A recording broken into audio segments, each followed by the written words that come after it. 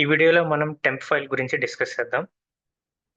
ఈ temp file అనేది ఏంటిదంటే, మనం ఒక డేటాని టెంపరరీగా స్టోర్ చేయాలి. లేకపోతే ప్రోగ్రామ్ రన్ అయ్యేంత వరకే మనం అవసరం ఉంటది. ప్రోగ్రామ్ అయిపోయిన తర్వాత ఆ డేటాతో మనకి అవసరం లేదు అని అనుకుంటే, అలాంటి సిట్యుయేషన్స్‌లో గానీ, అట్లాంటి సందర్భాల్లో మనం ఈ టెంప్ ఫైల్ అనేది ఉపయోగించుకోవచ్చు. ఈ టెంప్ ఫైల్‌ని క్రియేట్ చేయడానికి ఒక ఆహ్, ఫంక్షన్‌ని ఎగ్జిక్యూట్ చేస్తే సరిపోతుంది. అండ్ ఇది యూజ్ చేయడం చాలా ఈజీ. అది అది అందులో ఏమేం డేటా రాసింది అని చెప్పి తెలుసుకోవాలనుకుంటే మటుకు, అది ఆ ఫైల్ క్లోజ్ చేసే టెంపరరీ ఫైల్‌ని క్రియేట్ చేసిన తర్వాత, దాన్ని క్లోజ్ చేసే ముందే మనం అందులో ఉన్న డేటాని రీడ్ చేసుకొని, మనం క్లోజ్ చేయాలన్నమాట. లేకపోతే అది తెర వెనుక అది నిజంగానే ఆ టెంపరరీ ఫైల్ క్రియేట్ అయిందా? లేదా? అని చెప్పి మనకి తెలియదుమాట. ఓకేనా? ఈ టెంపరరీ ఫైల్ అనే ఫంక్షన్ ఉపయోగించంగానే ఇది ఆల్వేస్ డబ్ల్యూబీ ప్లస్ అనే మోడ్‌లో రన్ అవుతది. అంటే రైట్ బైనరీ ఫార్మాట్‌లో మాట. ఓకేనా? మనకి ఫైల్ నేమో తెలీదు. టెంపరరీ ఫోల్డర్ ఎక్కడ క్రియేట్ అవుతుంది, ఎక్కడ డిలీట్ అవుతుంది తెలీదు. ఇవన్నీ తెర వెనకాల జరుగుతూ ఉంటది.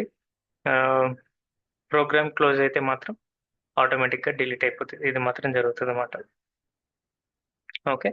ఇన్ కేస్ మనం ఈ చేసే ప్రాసెస్‌లో మనకేదైనా ఎర్రర్స్ వస్తే గనక నల్ అని చెప్పి వస్తది. ఓకే. నేను మీకు ఒక చిన్న ఎగ్జాంపుల్ రాసి చూపిస్తాను.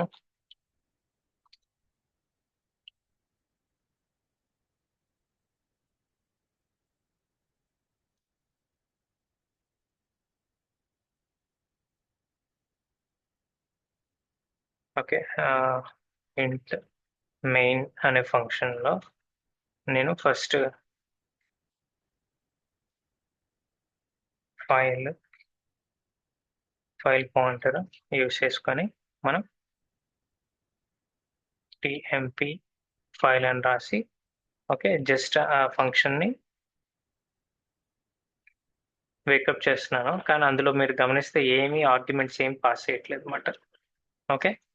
అండ్ ఇఫ్ ఒకవేళ ఫైల్స్ గాని, అవి గాని మనకి ఎఫ్ పాయింటర్ అని చెప్పే బదులు ఇక్కడ పోనీ నేను టీ ఫైల్ అని రాస్తాను. అది చదవటానికి వీలుగా ఉంటది. ఇప్పుడు ఈ టీ ఫైల్ అనేది నల్ అయితే ఒకవేళ ఇన్ కేస్ మనం ఇక్కడ క్రియేట్ చేసినా గానీ ఏదన్నా ఎర్రర్ వల్ల లేకపోతే ఇష్యూ వల్ల ఈ టెంపరరీ ఫైల్ అనేది క్రియేట్ అవ్వకపోతే గనక నల్ జనరేట్ అవుతది కదా! అందుకనే నేను ఈ కండిషన్ ఇచ్చాను. కండిషన్ ఇచ్చి యాజ్ యూజువల్‌గా పీ ఎర్రర్ అని చెప్పి రాసి అండ్ ఇక్కడ టెంప్ ఫైల్ ఎర్రర్ అని చెప్పి రాస్తున్నాను. స్టేట్మెంట్ కంప్లీట్ అయింది. క్లోజ్ చేశాను. అండ్ ఇక్కడ నేను ఆ టెంపరరీ ఫైల్‌లో రాయాలనుకుంటున్నాం. ఇదివరకు ఆల్రెడీ మనం చూసుకున్నట్టు ఆ ఫైల్ ఏదైనా రాయాలి అని అనుకుంటే, రైట్ చేయాలనుకుంటే ప్రింట్ఎఫ్ కదా!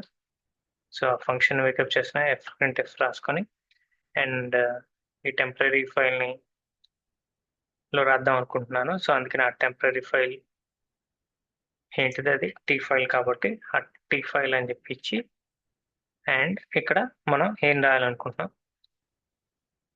Hello everyone welcome to C గ్రామీణ్ అనే ఒక స్ట్రింగ్‌ని నేను రాయాలనుకుంటున్నాను. రాసిన తర్వాత ఇక్కడేంటి క్లోజ్ టీ ఫైల్ క్లోజ్ చేసేయొచ్చు. అండ్ ఇక్కడ రిటర్న్ సిన్స్ అది నా మెయిన్ ఫంక్షన్ అనేది ఇంట్ కాబట్టి రిటర్న్ ఇస్తున్నాను. సో, ఇక్కడి దాకా ఇలా కోడ్ రాసి నేను రన్ చేయొచ్చు. బట్ ఏమవుతుంది ఇక్కడ ఇలా కోడ్ రాసి రన్ చేయటం వల్ల బిహైండ్ ద సీన్స్ అది టెంపరరీ ఫైల్ క్రియేట్ అయ్యి అందులో ఈ స్ట్రింగ్‌ని బైనరీ ఫార్మాట్‌లో రాసి అది క్లోజ్ అయిపోతది. మనకి నిజంగానే అది జరిగిందా లేదా తెలీదు. ఓకే. ఒకవేళ ఆ టెంపరరీ ఫైల్ క్రియేట్ అయ్యి అందులో ఏం రాసుంది అని చెప్పి తెలుసుకోవాలి అని అనుకుంటే గనక, అప్పుడు మనం ఏం చేయాలి? ఈ ఫైల్‌లో ఇది రాసిన తర్వాత మన కర్సర్ ఎక్కడుంటది? ఇక్కడ స్టార్టింగ్ నుంచి ఈ చివరి దాకా వచ్చేస్తది. ఎండ్ వచ్చేస్తది కదా!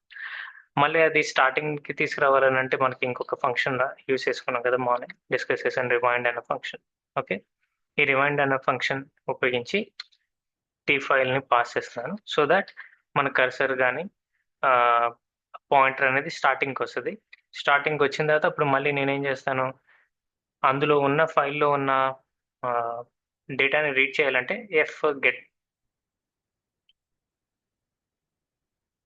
గెట్స్ కదా యూజ్ చేసుకొని ఇప్పుడు ఇందులో రీడ్ చేసిన ఫైల్ని మన ఈ ఎఫ్ గెట్స్లో ఏంటి మనకి ఆర్గ్యుమెంట్స్ మేజర్గా 3 ఆర్గ్యుమెంట్స్ ఉంటాయి. ఒకటి ఏంటంటే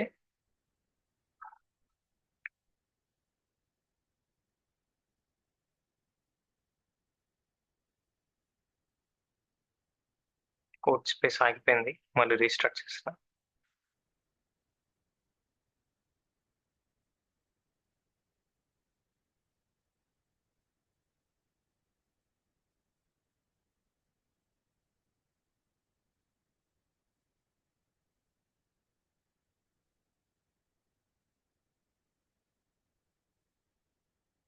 యా, ఎఫ్ గిట్స్ లో మనం మేజర్గా 3 ఆర్గ్యుమెంట్స్ ఏమిస్తాం. ఫస్ట్ రీడ్ చేసిన డేటాని ఎక్కడ సేవ్ చేసుకోవాలి, ఆ రీడ్ చేయాల్సిన డేటా సైజ్ ఎంత, అండ్ ఏ ఫైల్ నుంచి రీడ్ చేసుకోవాలి అని చెప్పి ఈ 3 ఇవ్వాలి కదా. సో ఫస్ట్ది మనం రీడ్ చేసిన దాన్ని ఒక చోట స్టోర్ చేసుకోవడం కోసం నేను ఒక అరే క్రియేట్ చేస్తున్నాను. టెంప్ అరే అని చెప్పి, ఓకే, క్రియేట్ చేసి అందులో ఎగ్జాంపుల్ నేను ఒక 100 స్పేస్ ఇద్దాం అనుకుంటున్నాను. ఇచ్చిన తర్వాత ఇక్కడ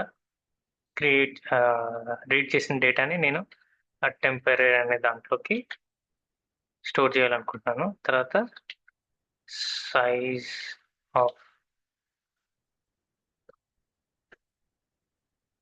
టెంపరీ అరే ఇచ్చుకొని అండ్ ఫైనల్ మనం ఏ ఫైల్ని రీడ్ చేయాలనుకుంటున్నాం, టీ ఫైల్ టెంపరీ ఫైల్ని రీడ్ చేసి స్టేట్మెంట్ ఎండ్ అయింది కాబట్టి క్లోజ్ చేసుకున్నాను. అండ్ ఇప్పుడు నా డేటా అంతా ఇప్పుడు ఎక్కడ ఉంది, టెంపరీ అరే అనే దాంట్లో ఉంది కదా.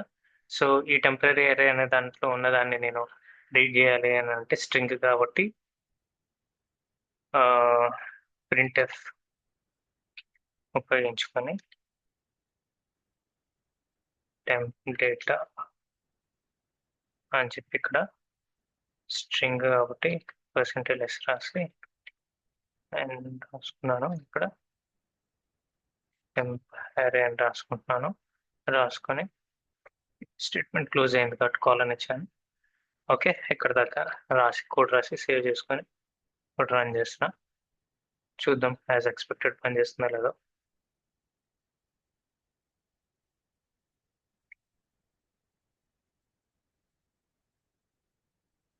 చూసారా, టెంప్ డేటాలో hello everyone welcome to C programming అని చెప్పి ఇది రాసింది, మళ్ళీ రీడ్ అయ్యి మనకి టెంపరీ ఫైల్ని క్లోజ్ చేసే ముందే మనం దాన్ని రీడ్ చేసి కన్సోల్లో ప్రింట్ చేయగలిగాం ఇలాగా. సో ఇలాగ టెంప్ ఫైల్ అనేవి మనం ఉపయోగించుకోవచ్చు.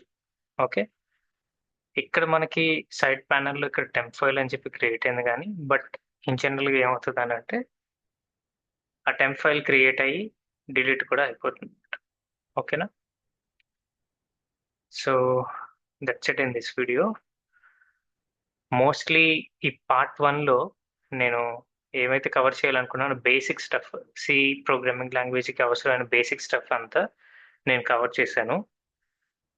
And maybe one more video చేస్తాను, ఏమేమి కవర్ చేశాను అన్ని జస్ట్ వాక్ త్రూ ఇచ్చి పార్ట్ 1 క్లోజ్ చేస్తాను. Thank you.